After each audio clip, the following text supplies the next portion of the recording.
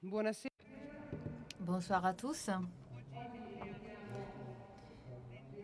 Aujourd'hui, on va davantage entrer dans le vif du titre du meeting de cette année.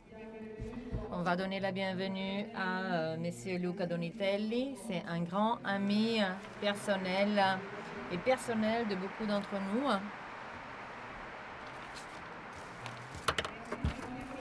C'est un grand ami du meeting. Si vous allez sur le site web du meeting, vous voyez que Luca a participé 49 fois au meeting. Donc, tu as donné une contribution au meeting 49 fois. C'est un écrivain célèbre, vous le connaissez tous. Il a commencé à écrire en 1978.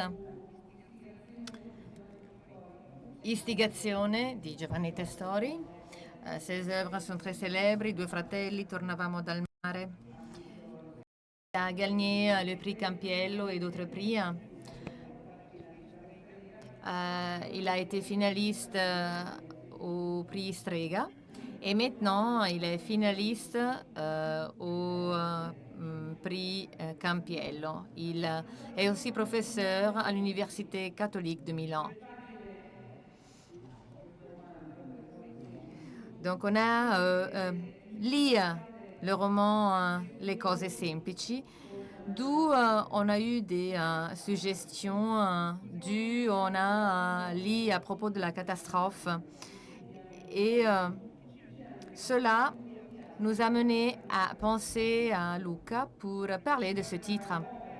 C'est quelque chose de différent, de nouveau pour le meeting. Vous savez que c'est la première fois qu'on confie à un poète, à un écrivain, donc un langage différent, l'introduction systématique du titre du meeting. Depuis qu'on a commencé, tout geste, toute rencontre, toute chose que nous avons fait et que nous avons vu, que nous avons écouté, a été une introduction au titre « Tu es un bien pour moi ». Aujourd'hui, on va chercher à systématiser ce concept.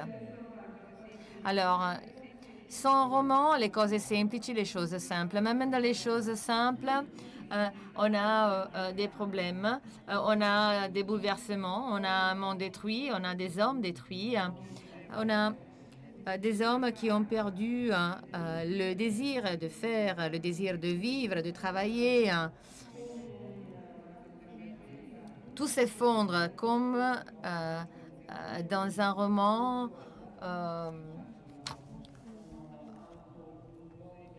Les transports n'existent plus, les villes n'existent plus et les bons désirs de l'homme dans ce type de contexte où vivre est maintenant difficile, où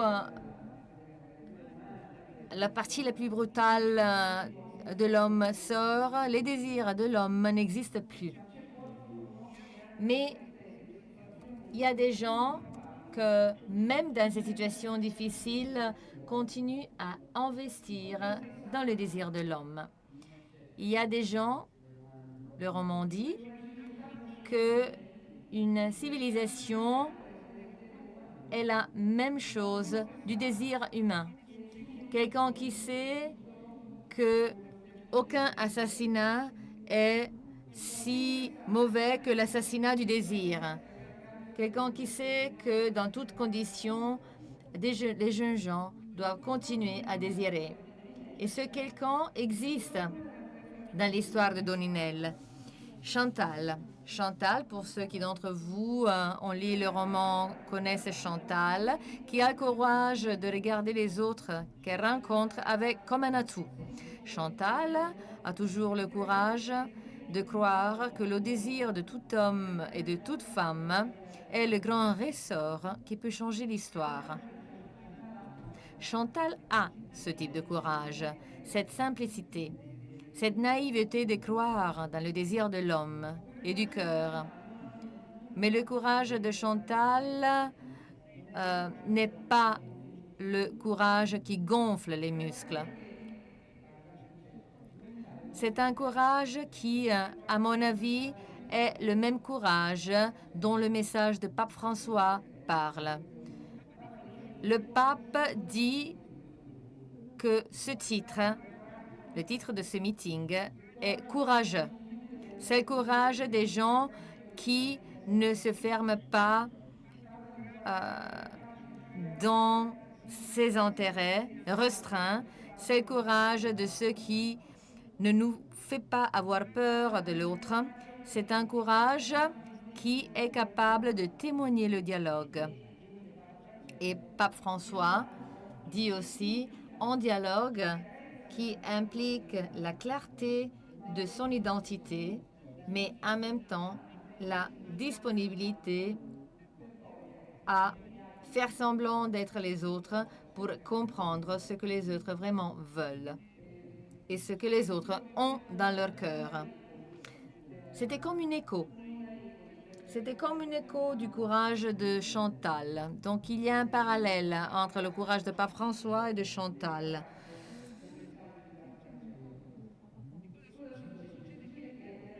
Dans le roman, il y a un monde qui se crée autour de Chantal, un contexte où l'on peut vivre avec des contradictions, avec des douleurs, avec des situations impossibles. Mais l'amour et le courage de Chantal sont un autre monde dans le monde. Donc il faut se demander si aujourd'hui où il n'y a pas de catastrophe, comme dans le roman de Donizelli, il faut se demander, disais-je, aujourd'hui, il y a des hommes qui désirent aimer une nouvelle construction, un nouveau développement. S'il y a des hommes qui désirent construire un nouveau monde dans le monde.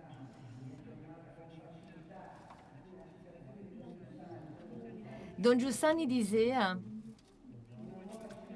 qu'une nouvelle civilisation, une nouvelle culture est le lien entre tous les biens qui existent et qui doivent être mis en œuvre. Il faut souligner le positif, même s'il y a des contraintes. Est-ce qu'aujourd'hui, il y a des hommes qui veulent vraiment construire quelque chose de nouveau, qui veulent construire et aimer une nouvelle culture qui soit lien entre tout?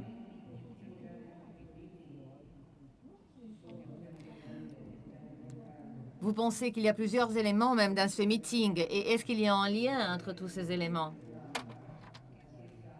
Je vais ajouter une autre question.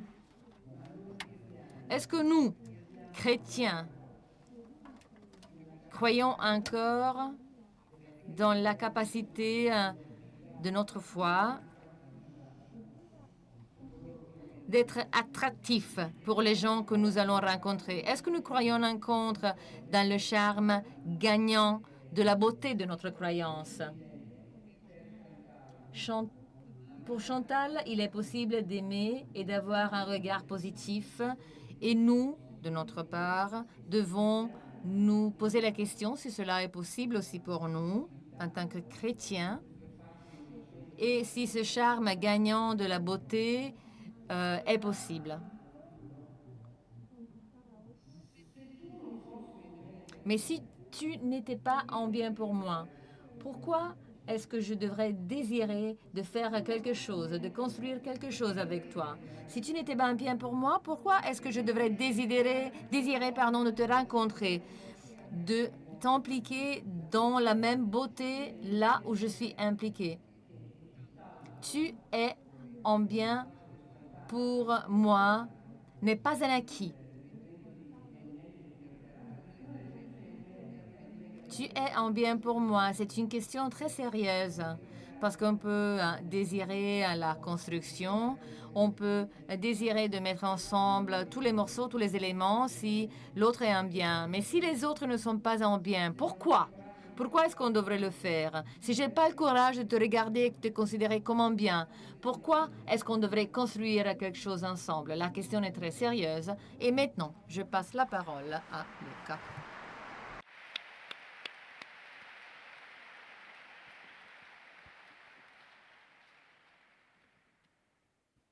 Io non avrei mai parlato.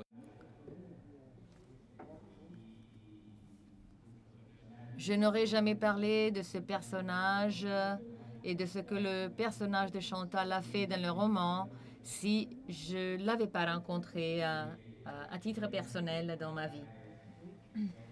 Parce qu'il faut parler de ce qu'on connaît bien et de ce qu'on a appris. Et c'est ça que je vais faire. Même parce que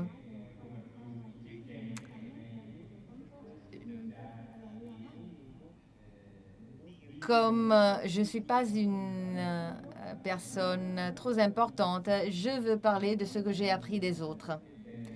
Après la messe de ce matin, j'ai parlé avec un collègue et on disait ensemble, nous disons ce que nous avons appris parce que les gens qui nous l'ont appris ont à leur fois appris. Voilà pourquoi je vais faire une dédicace tout au début, une dédicace à une personne. Il y a une personne qui, pendant ces années, m'a appris quelque chose.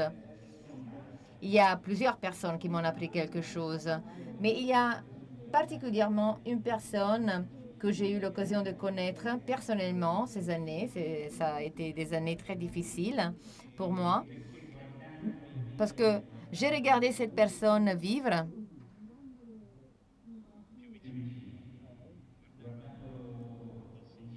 J'ai regardé cette personne enseigner, j'ai regardé cette personne parler. Pour moi,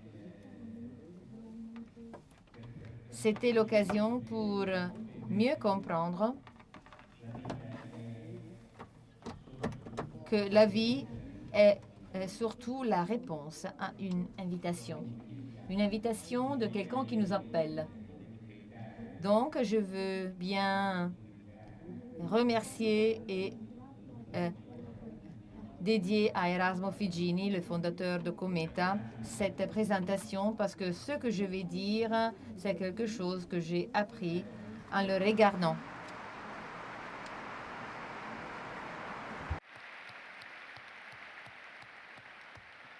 Mi trovavo in Cometa quando J'étais à Cometa quand Marco Luigi m'a passé un coup de fil pour me demander de participer à cette rencontre. C'était le mois de février.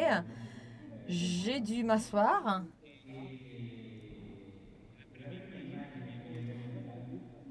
La première image que j'ai eue, c'était l'image de Marie et de la pitié. Marie qui accueille le corps de son fils qui est mort. Pour elle, Jésus était le fils qu'elle avait aimé, qui lui avait fait trembler le cœur. Mais en même temps, c'était le fils de Dieu, Dieu lui-même. Pour elle, les deux choses étaient une seule chose. Et maintenant, il était mort dans ses bras. Tu es un bien pour moi. Qu'est-ce que cela signifiait pour Marie à ce temps-là?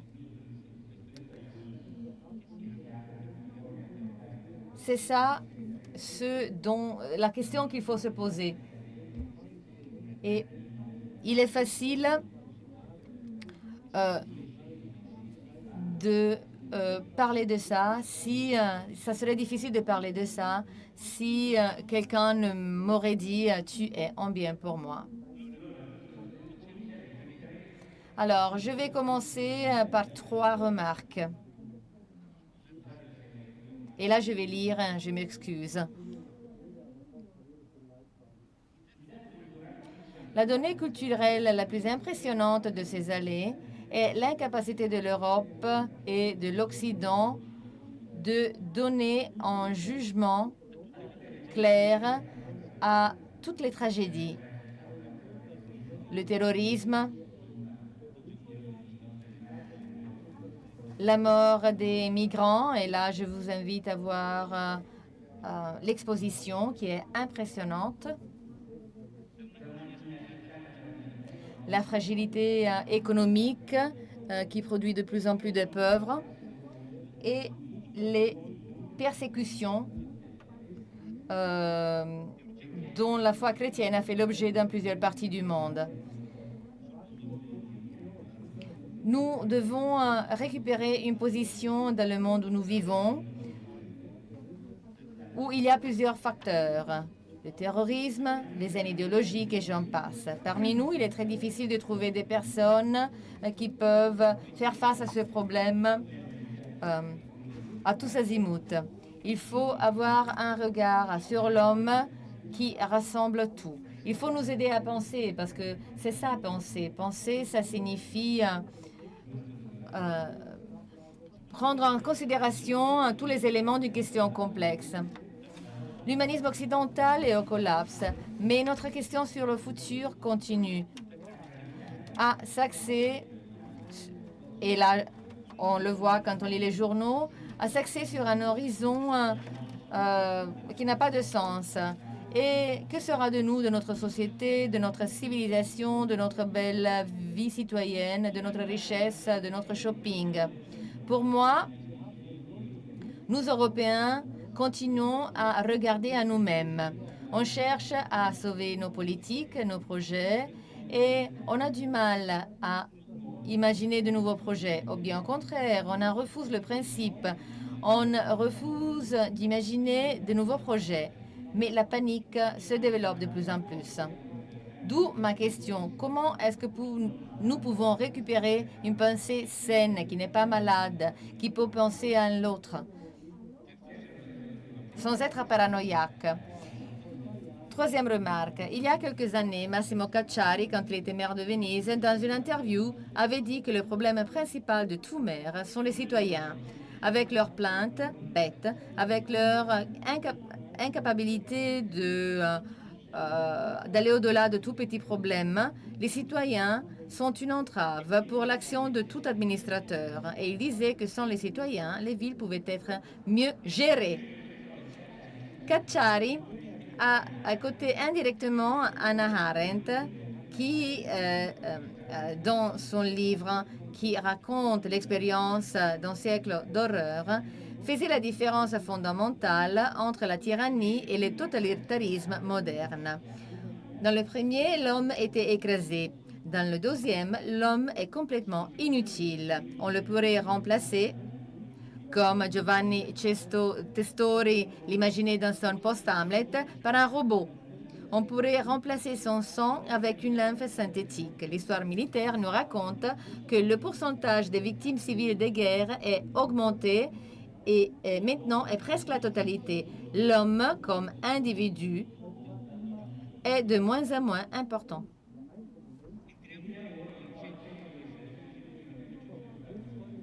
Voyons maintenant quel est le vif du sujet. Récemment, la mère d'un de mes amis est morte. L'un des derniers jours, cette femme a parlé à son fils et lui a dit « Bon, écoute, quand je vais être en face du Seigneur, qu'est-ce que je vais lui dire ?» Mon ami a été très frappé par ces mots parce que sa mère, qui était une femme très chrétienne, savait que la rencontre avec Dieu est une rencontre personnelle. La rencontre avec un autre, avec une personne qui dit « tu » et auquel on peut dire « tu ». En effet, l'homme commence à voir ses yeux quand il rencontre quelqu'un d'autre. Comment est-ce que je peux raconter tout ça par mon métier? Sans parler trop des idées, des modèles, mais de parler de la vie.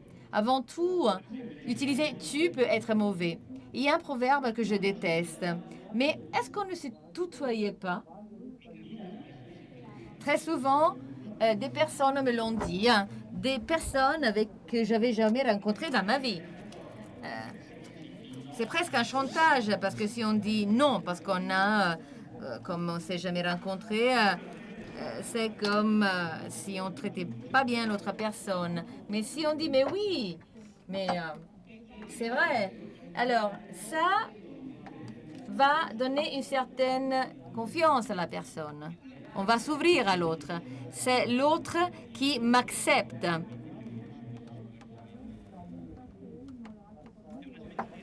C'est une espèce d'exercice de force où nous sommes neutres. L'interlocuteur est dans sa zone de confort. Sa position est différente de la mienne. Et ça, c'est l'exercice du pouvoir. C'est-à-dire un monde de relations qui ne sont pas équilibrées. Voilà pourquoi c'est difficile à gérer.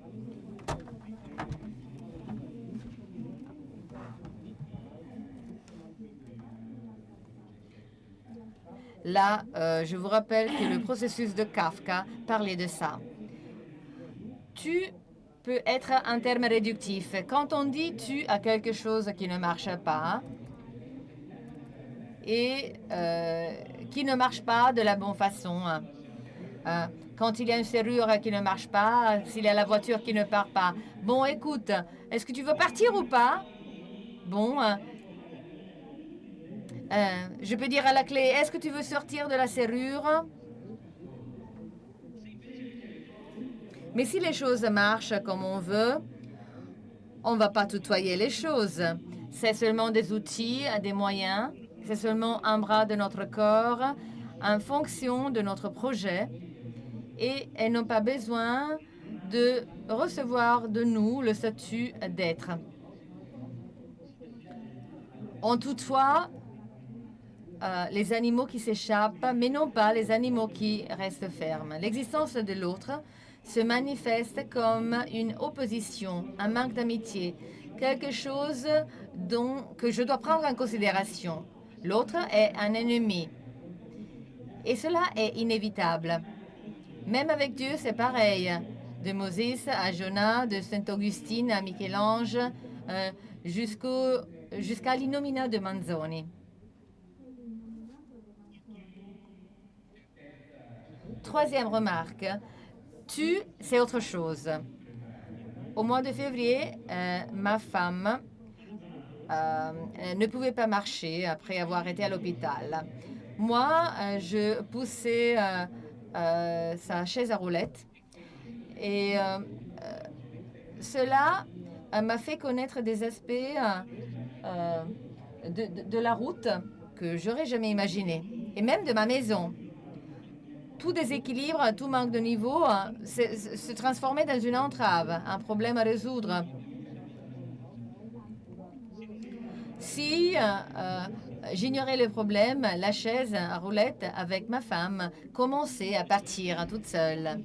C'est des expériences très simples qui nous disent quelque chose de très important, c'est-à-dire la réalité autour de nous, ou bien toute partie de réalité autour de nous, obéit à un projet qui n'est pas le nôtre. La route n'est pas faite pour la chaise à roulettes.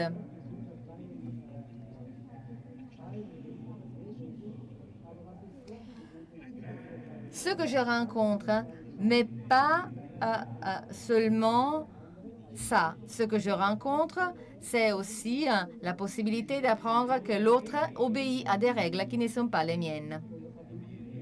L'existence du monde est une présence continue que les artistes représentent comme une menace ou bien comme dans quelque chose d'effrayant dans les tableaux de Van Gogh ou bien de Francis Bacon, comme une beauté mystérieuse et préoccupante comme dans des peintures de Henri Matisse, Piero della Francesca ou David Hockney. Tu nous obliges à bouger. Voilà pourquoi sa présence est quelquefois qu'on a du mal à reconnaître. Mais après, il faut renverser les choses, accueillir l'autre, nous donne de la joie à chaque fois que nous sommes les bénéficiaires. Si j'étais la route, la route où je pousse la chaise à roulettes, je serais très content si l'autre ne me dit pas « Ah, mauvaise route, t'es une mauvaise route ». Je serais très content si je n'étais pas considéré comme un obstacle, mais j'étais considéré comme quelqu'un qui est vraiment ce que je suis. Je serais très content si quelqu'un m'appelait par mon nom. Tu es un bien pour moi. C'est la formule du câlin. C'est la traduction des mots dans un câlin. Peut-être il se rappelle de moi, on se dit. Et l'autre vient envers nous et il dit notre nom. Cela ne va pas résoudre nos problèmes. Mais cela nous accueille et cela reconnaît que nous sommes quelque chose d'original, quelque chose de beau. Et les gens qui se comportent de cette façon nous aident à nous aimer et à nous accepter et à nous connaître. L'écrivain David Foster Wallace, que beaucoup de gens connaissent, dit que cette tendresse est la tâche suprême de la vie humaine. Et je vais lire ça. Foster Wallace dit: la peur est la condition de base et il y a des raisons de tout type pour avoir peur. Mais notre tâche ici, c'est d'apprendre à vivre de façon telle à ne pas être toujours effrayé. Non pas parce qu'on veut utiliser tout type d'instruments et d'utiliser les personnes pour ne pas faire cette erreur. Pour ce qui me concerne, je pense que cette erreur n'est jamais assez. Le plaisir n'est jamais assez. Le cible n'est jamais assez. Le résultat qu'on atteint n'est jamais assez. Qu'il y a une sorte de manque de satisfaction, de vide dans notre cœur. À mon avis, ça a toujours marché comme ça. Et même si on peut le décrire avec plusieurs mots, le défi que nous avons en particulier, c'est qu'il n'y a jamais eu des choses qui peuvent résoudre ce problème ou bien le cacher. Mais je crois que ce vide peut être comblé, mais seulement grâce à des outils intérieurs. C'est des outils qu'il faut gagner, qu'il faut développer et qui sont liés à l'amour pour nous-mêmes. J'ai jamais entendu une personne chrétienne de parler de la différence entre l'amour-propre et l'amour de soi. Et il dit à ce propos, pensez quand dans la vie vous avez traité personne avec un amour extraordinaire. Tu t'es pris soin de ces personnes sans intérêt parce que ces personnes en tant qu'êtres humaines, la capacité de faire pareil avec nous, la capacité de nous traiter comme on pourrait traiter un bon ami, un ami précieux, notre enfant que nous aimons plus que nous-mêmes. Et il est possible de le faire. Notre tâche sur la terre, c'est d'apprendre à faire ça.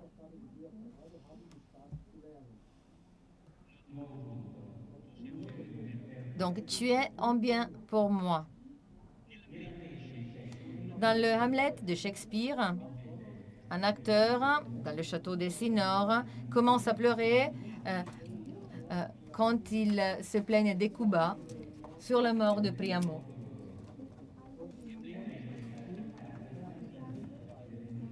Hamlet l'écoute, le voit pleurer et dit: qui est Écube pour lui ou bien lui pour Écube?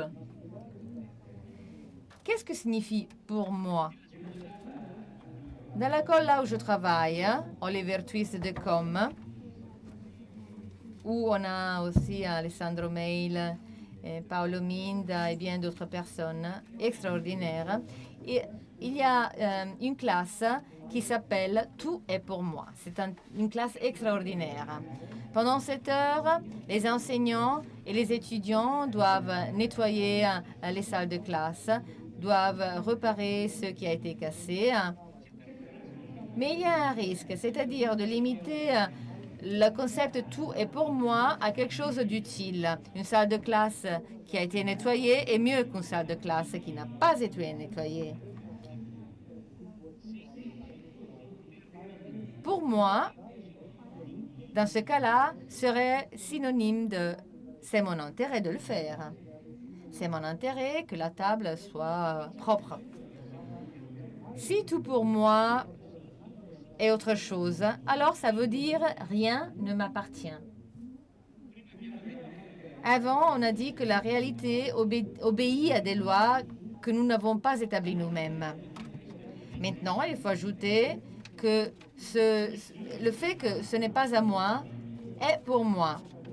Alors, je vais nettoyer la salle parce que la salle a été donnée à moi. Il en va de même pour la leçon de maths. Il en va de même pour la vie qui m'a été donnée. Ce que je dois nettoyer, c'est des signes d'une relation entre les choses. Après, il faut aller au-delà de notre instinct. Et c'est aussi l'Évangile qui le dit. Si vous voyez un nuage qui arrive de l'ouest, c'est la pluie qui arrive. S'il y a du vent du siroc qui arrive, vous dites, il va faire chaud. Et ça va être comme ça. Vous êtes des hypocrites. Vous savez reconnaître l'aspect de la terre et du ciel, mais pourquoi vous ne savez pas reconnaître ce temps? C'est-à-dire, reconnaître les signes est naturel, mais vous connaissez les signes seulement si cela est utile pour vous. Mais on ne va pas nettoyer la salle pour l'abîmer encore une fois. On va la nettoyer parce qu'on me l'a donnée. Et si je nettoie la salle, je ne peux pas traiter mon ami comme si c'était un chien. Ça veut dire être hypocrite, ça veut dire être incohérent. Cela est lié à la concession de soi. Dopo averlo venduto si impicca. Non è che un peccato sia più grave dell'altro. Père, après avoir nié Jésus, pleure, tandis que Judas meurt après l'avoir vendu. Le problème est, mais qui est celui-ci? Qui est celui-ci que je sème? Je peux aimer un prophète, je peux aimer un maître, je peux aimer un frère qui devient fou tout d'un coup. Toutes les civilisations dépendent de la réponse que chacun de nous donne à cette question. Tu es un bien pour moi. C'est ça le sens de la civilisation chrétienne et laïque que nous avons développée au fil des siècles, à partir d'Abraham jusqu'à la fondation de la police grecque. Une civilisation qui n'a pas produit seulement Giotto et Leonardo, mais qui nous fait donner la place sur le bus à une femme enceinte, ou bien qui nous induit à ne pas considérer comme ennemi le prof de notre fils parce qu'il a donné une mauvaise note à notre fils. Entre moi et toi, il y a un espace dramatique, quelquefois tragique, où on parle toujours de liberté. Entre moi et toi, il y a quelque chose de tiers, autre chose dans le sens matériel du terme, parce que la liberté n'est pas un exercice de possession.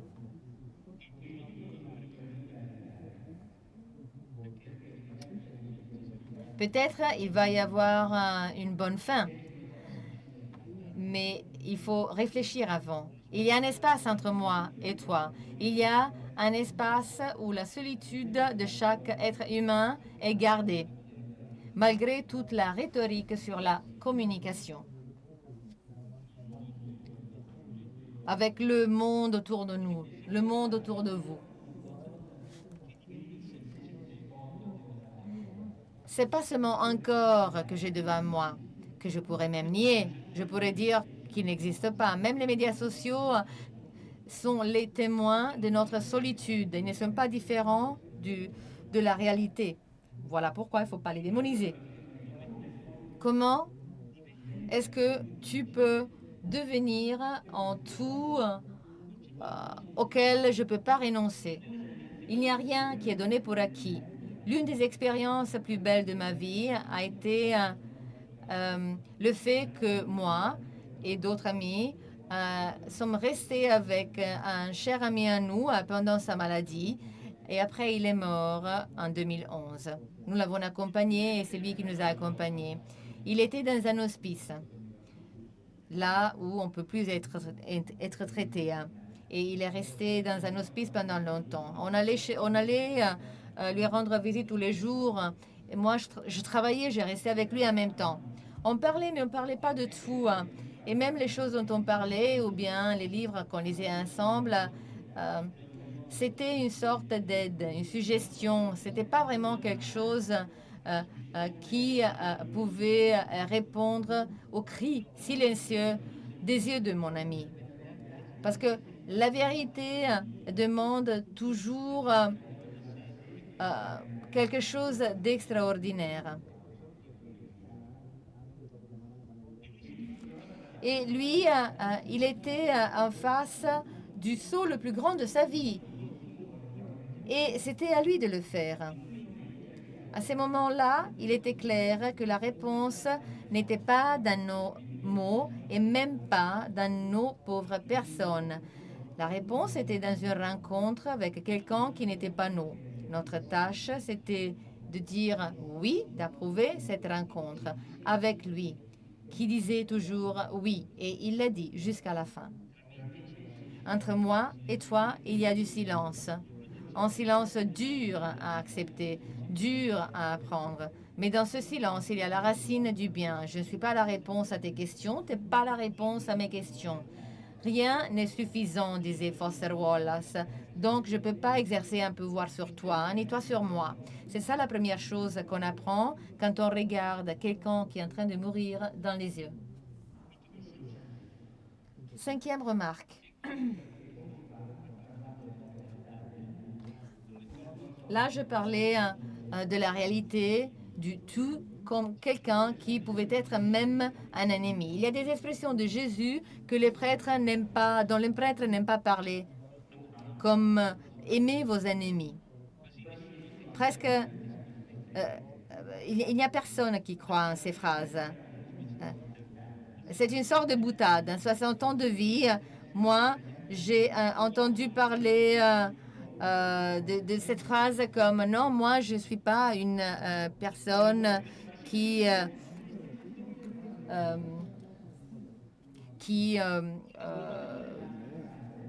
est prêt à tout accepter. C'est une sorte de boutade. Tendre l'autre joue est impossible. Ce n'est jamais le cas. Qui est l'ennemi?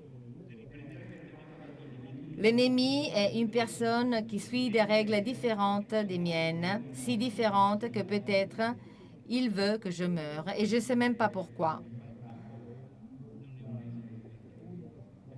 Vous pouvez lire un livre de Cormac McCartney qui parle de ça. Et l'ennemi est la réalité qui est toujours différente et qui quelquefois n'est pas compatible avec nos idées les plus belles. L'ennemi est celui qui cause la mort dans nos villes. Mais l'ennemi, c'est aussi quelqu'un qui dit non à un projet sur lequel tu avais travaillé pendant 2 semaines. Et l'ennemi, c'est aussi qui dit que l'un de mes livres est mauvais, même s'il ne l'a pas lu. Et l'ennemi, c'est aussi qui nous bloque dans notre travail pour favoriser un ami à lui. Et l'ennemi est quelqu'un pour lequel nous sommes des ennemis. L'ennemi, c'est quelque chose dont on ne peut pas s'en passer dans notre vie. On ne va jamais y réussir. Donc, aimer vos ennemis signifie 3 choses pour moi. Aimer votre vie, même avec les personnes qui veulent vous enlever votre vie. Aimez la vie, même la vie de vos ennemis. Aimez ce qu'est la vie dans eux et n'arrêtez pas d'aimer ce que vous avez reçu de beau et défendez-le de la part de vous-même, même si vous ne le comprenez pas.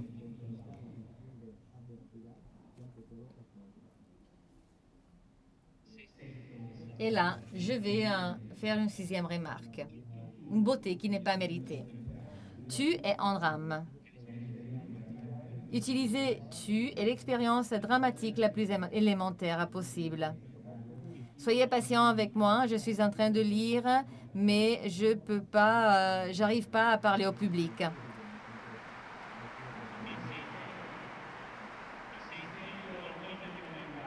Parce que je sais pas, je peux pas parler au public, je dois lire.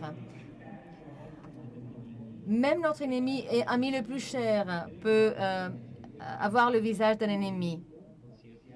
Et la question ne peut pas se résoudre parce que, avant tout, tu es nous-mêmes. Très souvent, nous sommes les pires ennemis de nous-mêmes. Voilà pourquoi Foster Wallace dit qu'il faudrait traiter nous-mêmes comme on traitait un bon ami, un ami précieux ou bien un enfant que nous aimons encore plus de notre vie.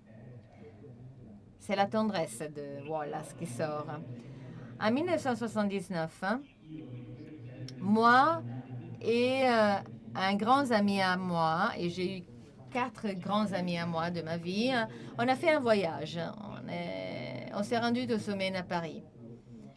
On se connaît depuis peu de temps, mais on s'est dit, bon, on va partir sur Paris ensemble.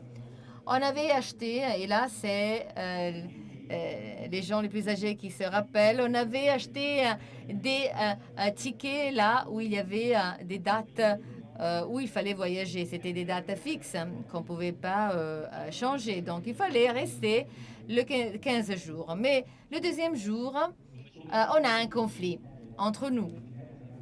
Et on parlait de philosophie, on a commencé à se battre sur le thème « Quelle est la première évidence ?» Et là, je vois Costantino qui dit « Quelle est la première évidence ?» Lui, avec son existentialisme et moi, avec mon néotomisme, presque on se battait. Et on devait retourner seulement après 12 jours. 12 jours d'enfer, j'ai pensé. Et il a pensé de même. Pendant 2 jours, on ne s'est pas parlé.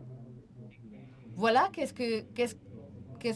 voilà l'ennemi pour moi à ce moment-là. C'était pas Hitler, c'était pas les nazistes, c'était pas les communistes, mais c'était mon ami. Donc c'était mon ami qui était l'ennemi. Ce qui m'a aidé à ce temps-là, c'est la même pensée qui m'a continué à aider. Même aujourd'hui, je devais combattre mon manque d'amitié et espérer qu'il ferait le même. Et je me suis dit, moi, je suis l'ennemi. Qu'est-ce qui m'a aidé? Avant tout, me rappeler ce que j'avais reçu, le privilège qu'on m'avait donné. J'étais à Paris avec un ami à moi pour des vacances. J'allais à Saint-Germain-de-Prés, je me promenais le long de la Seine parmi les bouquinistes. J'allais à Montmartre, c'était la beauté partout. J'avais connu la bonheur qui m'avait été donnée, même si je ne la méritais pas. Et à ce temps-là, je me suis rendu compte pour la première fois. J'avais 23 ans et ce n'était pas facile de penser qu'un autre pouvait avoir pitié de mon rien. S'il y a des gens de 23 ans qui sont conscients de ça, alors ce sont des géants. Et c'était ça, la source de ma bonheur. J'étais jeune, j'étais sympa, je jouais de la guitare et je me considérais assez cool. Mais ce jour-là, quelque chose a changé. Qui m'avait donné tout ça? Je me demandais. Qui a eu pitié de mon rien? Jésus-Christ. C'était Jésus-Christ qui m'avait enseigné que nous sommes nés au monde pour être heureux. C'était ça la vie. C'était une beauté que je ne méritais pas. Il est juste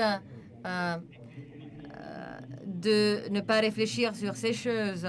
Et il est injuste de voir ces immigrés de 13 à 15 ans. Et je vous invite à voir l'expo. Mais si vous avez reçu un cadeau, vous devez vous poser la question, qui m'a donné ce cadeau? L'Italie, l'Europe, le monde, l'Église ont un grand besoin de personnes adultes. Voilà pourquoi il faut se demander qui m'a donné ce cadeau. Et après, c'était les années de la fatigue, de la douleur. On nous a demandé d'abandonner des personnes importantes. C'était comme si on avait perdu un bras, une main. C'était comme voir notre sang couler. Je me suis posé la question, peut-être mon destin, c'était rien. Et j'ai abandonné plusieurs personnes, mais la conscience du don qui nous avait surpris dans la jeunesse est toujours restée. Et nous avons été de plus en plus conscients. Il y a toujours eu quelqu'un qui nous a aidés à ne pas oublier.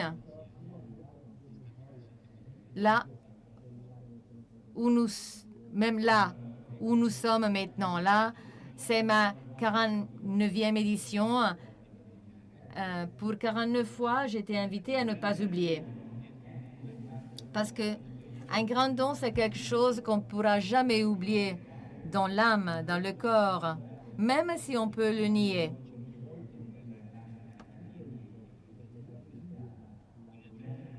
Dans d'autres mots, tu es un bien pour moi parce que tu es gratuit, parce que tu es un don.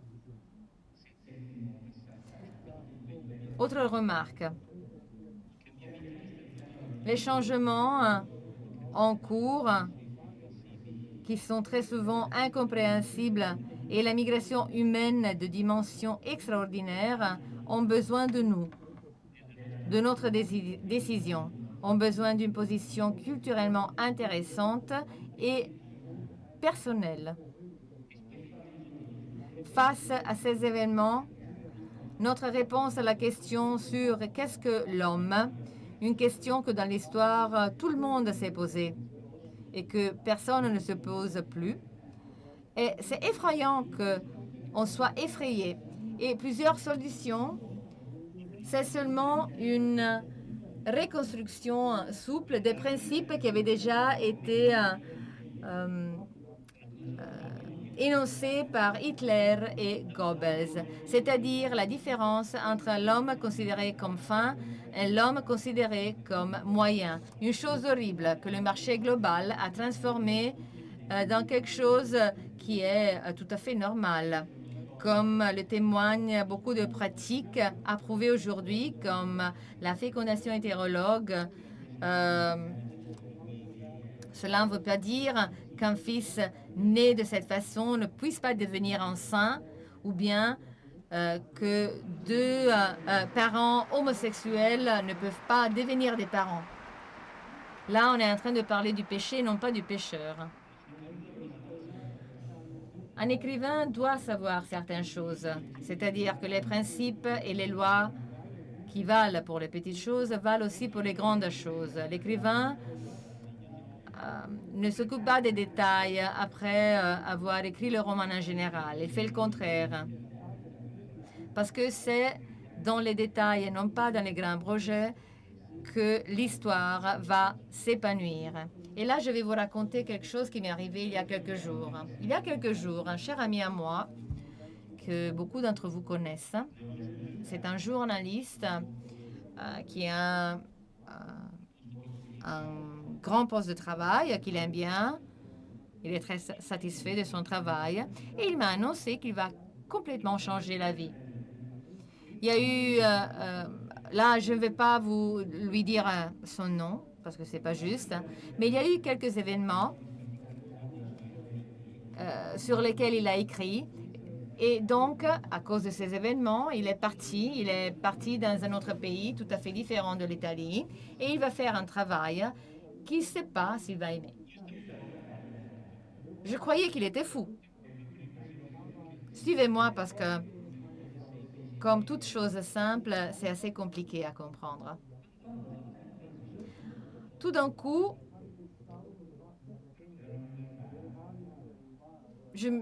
on était dans un bar et je lui ai dit, mais toi, t'es complètement fou. Et là, j'étais stupéfiée. Et il a dit, il disait oui à quelque chose d'imprévisible. Et c'était comme dire oui à la loi de l'univers, à la loi du cosmos, à la nature des choses créées, qui n'est pas notre projet, qui n'est pas notre façon d'être satisfait. Là, j'ai compris qu'il était très humain, que je devais apprendre que pour moi, ça doit être vrai la raison pour laquelle mon ami va partir. Rien n'est donné pour acquis. Tout est fait. C'est ça l'ordre. Et c'est à nous d'en tirer les conséquences. Là, j'ai mieux compris quelle est la chose la plus belle qu'un homme peut recevoir. La communion. Ne pas être ami, ne pas toujours être d'accord, mais voir quelles sont les fragilités extrêmes de notre vie et comprendre qu'il y a une trame plus profonde à laquelle il faut dire toujours oui. Comme mon ami le disait, dans ce pays lointain, il y avait quelque chose qu'on ne pouvait jamais imaginer. Personne de nous pouvait le produire et il partait pour servir à ce bien. Cette position s'applique toujours, non seulement si on doit partir dans un autre pays, mais aussi quand on doit écrire un nouveau roman. De plus, on apprend cette position. De moins, je souffre ce qui est différent et ce qui n'est pas humain. Si un ami dit et comprend qu'est-ce qu'un don, tu peux comprendre aussi le don, même en face de ton ennemi. Et je vais conclure. La réponse culturelle face à ces changements. Il y a des gens qui disent qu'on est juste au début et qui vont changer notre mode de vie, nos villes et les biographies de nos enfants doit s'appuyer sur la façon dont je regarde ma femme et mes collègues. Doit récupérer l'idée d'un homme sur laquelle la vie de l'homme s'est axée. Quand les hommes ont commencé à être importants, non parce qu'ils étaient des enfants d'hommes importants, mais tout simplement parce qu'ils étaient des hommes.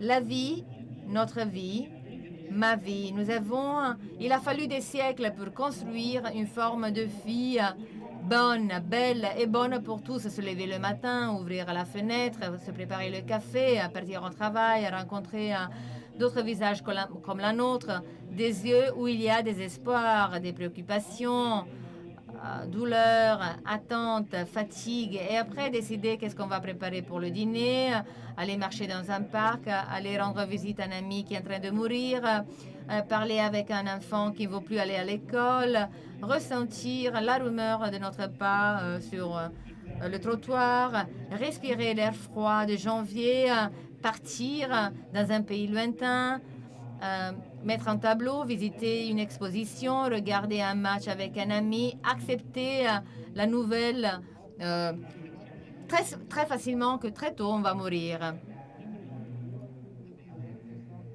Il faut que ces choses restent en nous. Très souvent, je pense que nous sommes les premiers à détruire cette bonne vie au nom de quelque chose qui semble être plus satisfaisante. En fait, on est en train de refuser la fatigue et la responsabilité d'une bonne vie. Comme Eliot le disait, le sang va s'écouler encore dans le temple, mais avant tout, il faut construire le temple. Le visage de notre monde va changer radicalement, mais les gens qui vont venir devront pouvoir écouter ces mots. Les gens qui étaient avant de nous ont travaillé pendant des siècles pour me faire comprendre que la valeur de ta vie n'est pas dans mes mains. Et même si maintenant tu me tues, tu ne dois pas l'oublier. Tout est gratuit. Chacun de nous est un cadeau. Voilà pourquoi tu es un bien pour moi. J'espère que tu pourras le répéter un jour. Ou bien, si tu ne vas pas le répéter toi-même, au moins c'est tes enfants ou bien les enfants de tes enfants qui vont le répéter. Merci.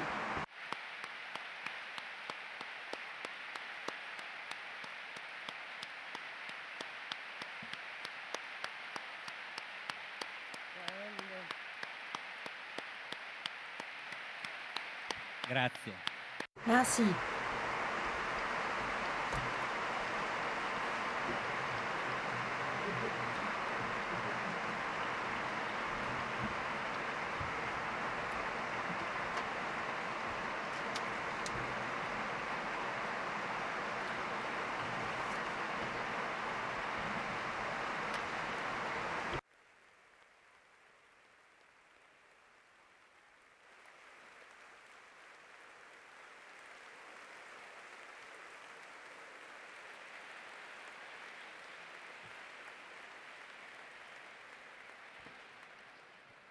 Grazie Luca.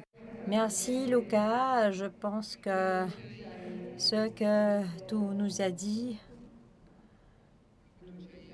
ce que tu as évoqué, car en fait c'est beaucoup plus que dire tout simplement. Je pense que cela est le récit d'une expérience vécue, même si cela ne relevait spécialement par des expériences spécifiques. En fait, cela exprimait ton histoire. Et donc, c'était vrai, authentique. Et comme toutes les choses authentiques est vraie, c'est-à-dire toutes les choses qui se fondent sur la force de l'expérience et non pas de l'idéologie ou du système, comme tu les as appelés. Bon, je pense que toute chose authentique se rattache directement aux autres, à tous ceux qui les ont perçus en tant que chance de pouvoir interpréter, comprendre la vie de façon nouvelle, avec des yeux nouveaux. Toute expérience qu'on me transmet, pour moi, en moi, devient un nouveau regard que je peux jeter sur ma vie et sur tout ce qui m'entoure. Et donc, je me permets de vous inviter, vous tous, à garder en votre fort ce que vous venez d'entendre et de l'utiliser. Permettez-moi aussi d'utiliser ce verbe qui peut-être n'est pas le plus joli. Ah non, bon, on me dit que c'est pas mauvais car cela décrit l'humain et de l'utiliser comme outil pour aborder bien d'autres thèmes qu'on va continuer à parler. Car l'expérience de l'autre devient une façon de voir la réalité. Et donc, comme Lucas le disait, c'est quelque chose de, disons, dont on a accès gratuitement, disons. Est-ce que cela nous permet de mieux aborder le défi du présent? Parfois, on a l'impression que ce ne sont que les expériences directes qui comptent. L'époque qu'on vit est trop dramatique pour penser que les convictions suffisent. Aujourd'hui, on a besoin aussi de quelque chose susceptible de nous persuader. Et donc, il faut trouver des choses dont on se sent, disons, impliqués. Mais ça se fonde sur l'expérience. Et donc, la réalité devient un outil pour comprendre la réalité. Et après, c'est à moi de décider si donc cet outil me permet de mieux comprendre la réalité. Et ça devient après une certitude pour moi et ça devient quelque chose d'inaliénable que personne ne peut m'enlever. Et je pense que même un lieu comme le meeting c'est tout petit par rapport au drame du monde, à ce qui se passe dans le monde. Même le meeting essaye de donner le rapport, d'apporter leur pierre à tout ça. Parce qu'on sait trop bien que c'est ce type d'approche qui permet de mieux comprendre la réalité. Et le meeting devient aussi un outil, une occasion pour permettre aux gens donc de grandir, d'évoluer. Et donc, c'est pas l'époque des choses inutiles. Je le dis vraiment de façon profondément convaincue.